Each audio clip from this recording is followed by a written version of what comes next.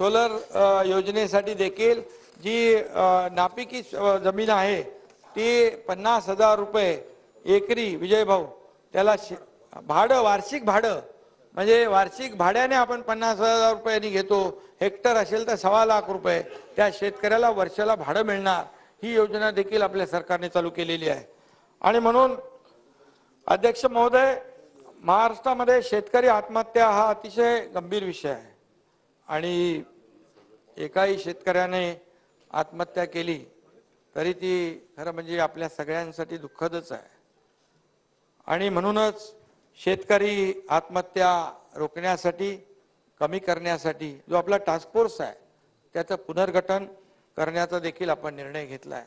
त्याच्यामध्ये जे जे काही आणखी काही करता येईल, काउन्सिलिंग असेल, काय जे ज्या तज्ञ लोकांची मदत त्यामध्ये घेता येईल ते देखील आपण या ठिकाणी करणार आहोत, त्याचाही निर्णय आपण घेतलाय।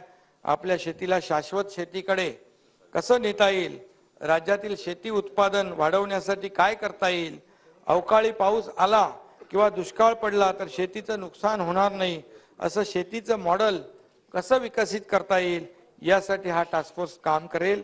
आणि मला वाटतं शासनाचा पूर्ण त्यामध्ये एक पाठपुरावा असेल आणि गांभीर्याने शासन त्यासाठी शेतकऱ्यांसाठी काम करेल। त्याबरोबर कृषी पर्यटनाला चालना देऊन अधिक शेतकऱ्यांना कृषी पर्यटन विकसित करण्यासाठी प्रोत्साहन आणि मार्गदर्शन करण्यासाठी देखील हा टास्क फोर्स काम करेल आणि त्यांना त्यापासून परावृत्त कसं करता येईल यासाठी प्रयत्न करेल।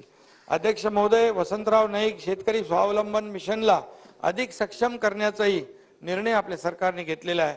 सततची नापिकी, कर्जबाजारीपणा, कर्ज परतफेडीचा तगादा त्यामुळे निर्माण होणारा ताणतणाव जो आहे आदी कारणामुळे शेतकरी आत्महत्या करतो आणि त्यासाठी या विषयावर काम करणारे समुपदेशक असतील, ज्येष्ठ संपादक असतील, निवृत्त पोलीस अधिकारी असतील, कृषी विद्यापीठांचे प्राध्यापक असतील, स्वयंसेवी संस्था असतील, सामाजिक कार्यकर्ते असतील, कीर्तनकार असतील, अशा सर्वांची मदत यामध्ये सरकार घेईल आणि त्यावर प्रभावीपणे अंमलबजावणी करेल।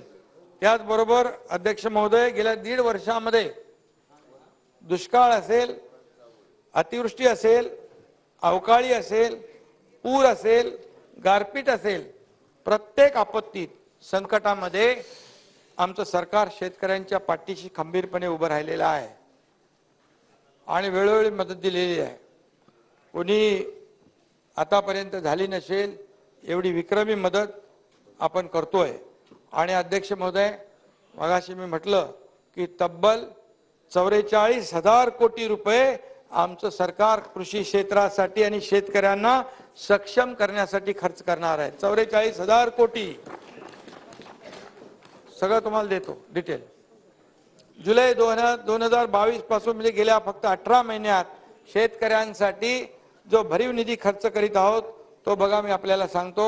जयंतराव, मदत पुनर्वसन विभागाच्या माध्यमातून 14,891 कोटी रुपये, कृषी विभागाच्या माध्यमातून 15,040 कोटी रुपये, सहकार विभागातून 5,190 कोटी रुपये, पणन मधून 5,114 कोटी रुपये, अन्न व नागरी पुरवठा 3,800 कोटी रुपये, पशुसंवर्धन 243 कोटी रुपये, अशा रीतीने तब्बल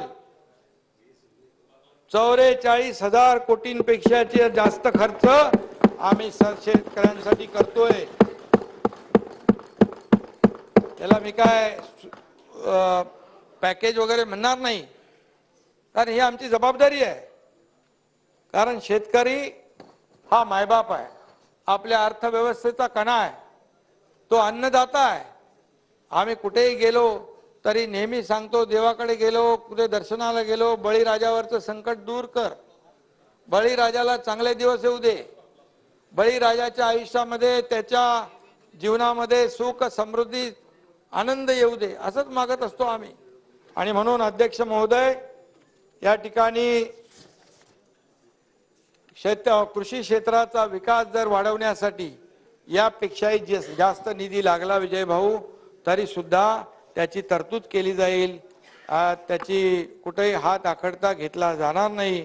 अशा विविध मार्गाने शेतकऱ्यांना खंबीरपणे उभं करण्याचं आमचा सातत्याने प्रयत्न सुरू आहे आणि म्हणून यामध्ये कुठेही राजकारण कुणी आणता कामा नये.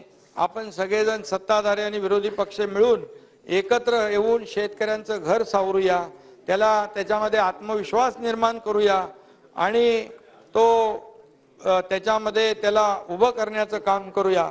शेतकरी बांधवांनाही माझी विनंती आहे अध्यक्ष महोदय, धीर सोडू नका, खचून जाऊ नका. शासन सदैव तुमच्या पाठीशी उभा आहे, तुमच्या सोबत आहे. आत्महत्या करून आपल्या पोराबाळांना आपल्या कुटुंबाला वाऱ्यावर सोडू नका. मी यापूर्वी असं निवेदन विनंती केली होती. ही माझी शेतकऱ्यांना हात जोडून विनंती आहे. ज्येष्ठ कवी इंद्रजित भालेराव यांनी म्हटलंय, अध्यक्ष महोदय, शेतामध्ये माझी खोप, तिला बोराटीची झाप, तिथं राबतो कष्टतो माझा शेतकरी बाप. अध्यक्ष महोदय, असं आमचं राबणाऱ्या कष्टकरी शेतकऱ्याचं सरकार आहे.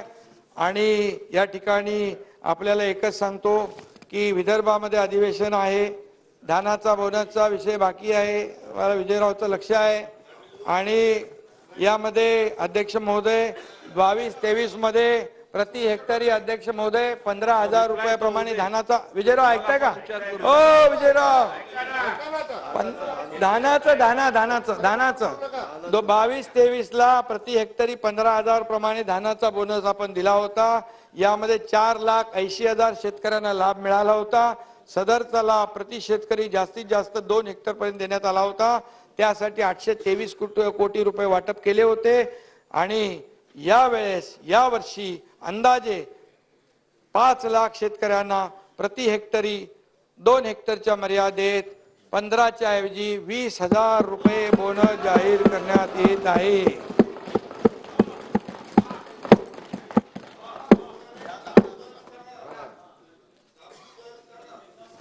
त्यामुळे